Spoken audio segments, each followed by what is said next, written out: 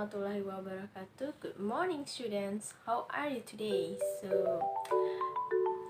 I'm very happy to see you, all of you students. And before that, I want to introduce myself. My name is Nichi Jarsi. Jadi nama Miss adalah Nichi Jarsi.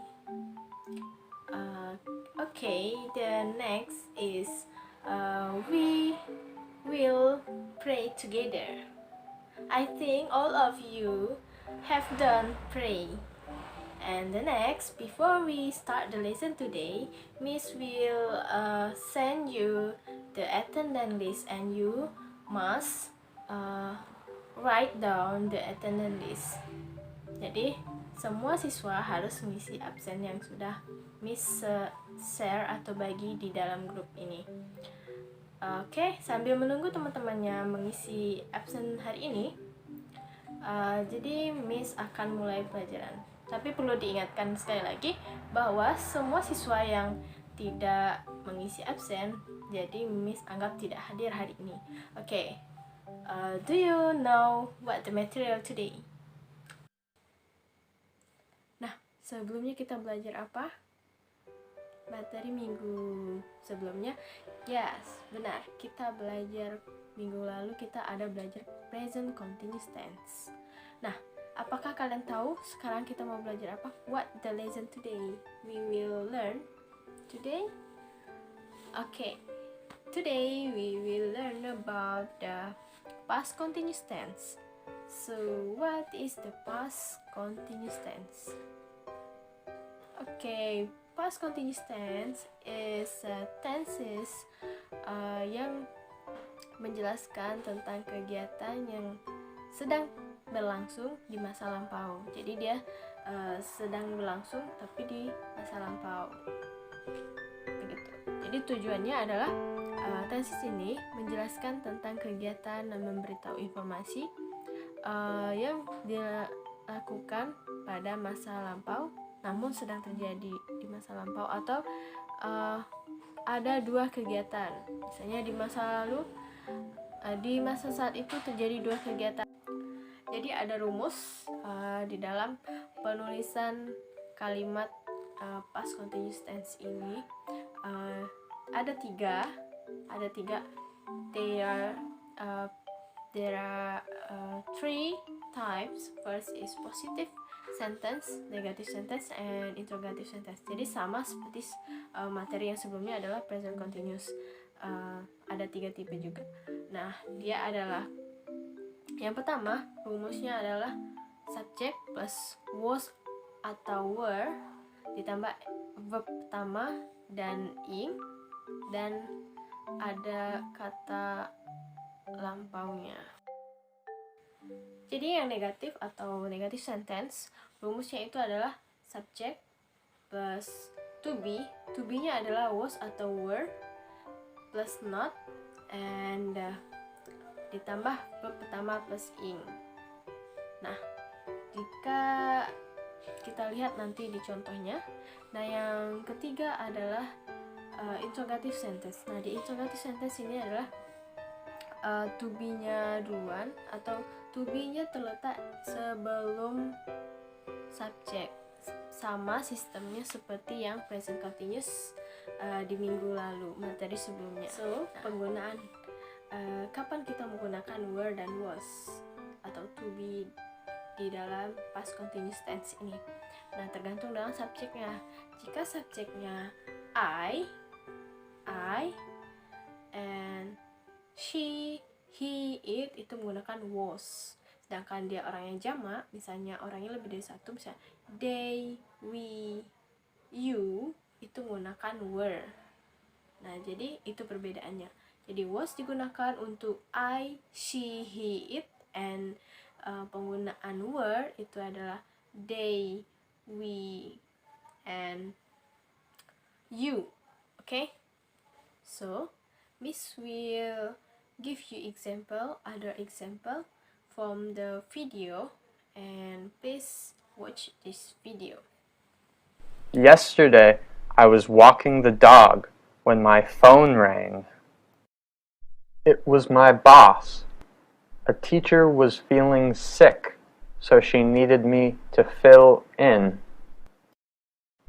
As I was running to my car, it started to rain. When I arrived at the school, my boss was waiting outside. She told me another teacher's car broke down.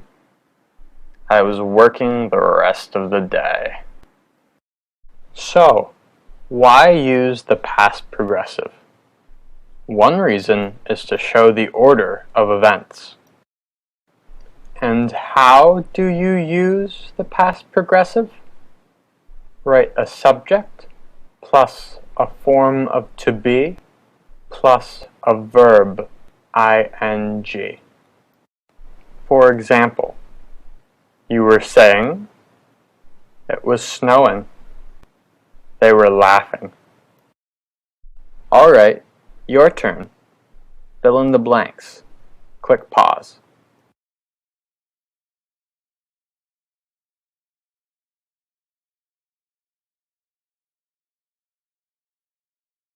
What were you doing yesterday?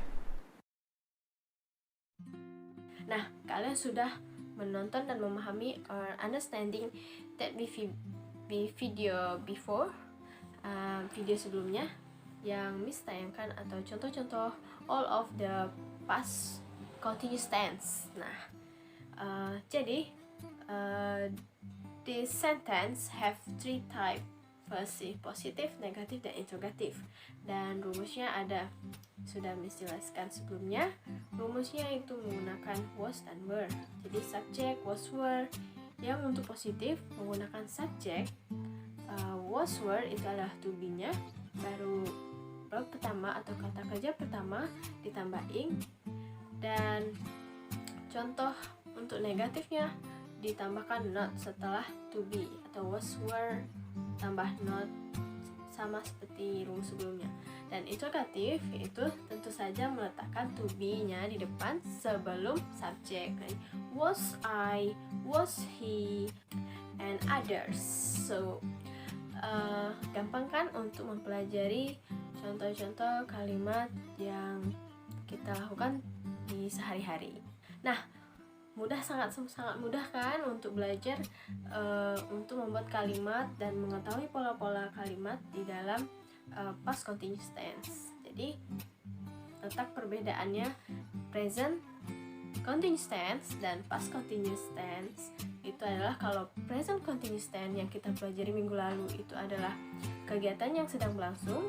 Nah, untuk yang past continuous tense adalah kegiatan yang berlangsung namun di masa lampau atau kegiatan yang berlangsung di dua waktu yang bersamaan. Jadi dua kegiatan yang berlangsung pada waktu yang bersamaan. Jadi dia menggunakan kata hubung when, kayak gitu. When itu ketika. Nah, jadi seperti itu, dan dapat disimpulkan bahwa past continuous tense ini menggunakan verb pertama plus ing dan menggunakan to be, was, were, dan dia dilaksanakan sedang berlangsung di masa lampau. Dan nah, dari penjelasan dan contoh-contoh yang Miss jelaskan tadi dan dari video, Miss harap semua siswa bisa untuk mengerjakan dan membuat satu contoh kalimat positif, negatif, dan interrogatif. Nah, terus belajar di rumah dan berlatih dan selalu melihat dan membaca ulang lagi materi yang sudah Miss sampaikan. Dan juga tetap jaga protokol kesehatan, jaga imun tubuh, dan selalu ingat 3M, memakai masker, mencuci tangan, dan menjaga jarak. Dan jangan lupa terus semangat belajar. Oke, siswa-siswa semua, mungkin itu yang dapat Miss sampaikan di meeting ini atau this meeting. The time is over, and the last I say Nasrun minallah wa fathun qarib. Terus semangat. Wassalamualaikum warahmatullahi wabarakatuh.